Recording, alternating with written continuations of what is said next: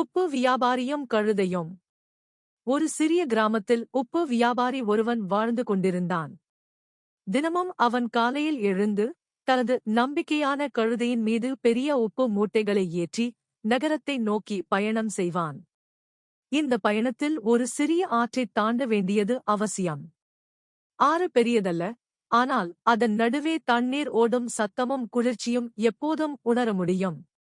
ஒருநாள் வழக்கம் போல அவர்கள் ஆற்றைத் தாண்டிக் கொண்டிருக்கும்போது கழுதை தவறி வழுக்கி நீரில் விழுந்தது.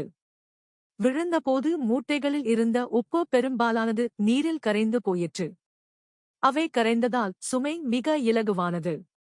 கழுதை எழுந்தபோது தன் முதுகில் இருந்த சுமை குறைந்ததை உணர்ந்து மகிழ்ந்தது.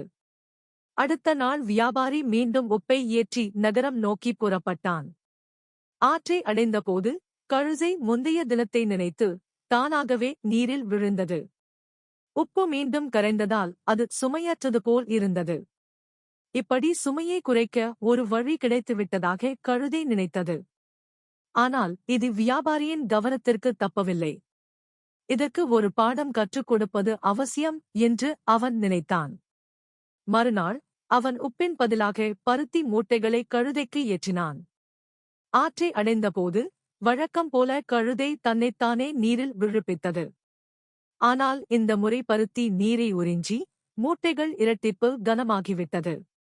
கழுதை எட்டிப் பார்த்தபோது அதன் கால்கள் நடுக்கத்துடன் நடந்து கொண்டிருந்தது. அது தன் சுருட்டுத்தனம் தன்னையே சிக்க வைத்ததை உணர்ந்தது.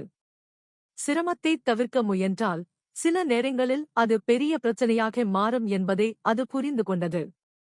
கதையின் நெறி: கடின உழைப்பை தவிர்க்க சுருட்டுத்தனம் தேடினால் அதன் பயன் நமக்கே தீங்கு தரலாம்.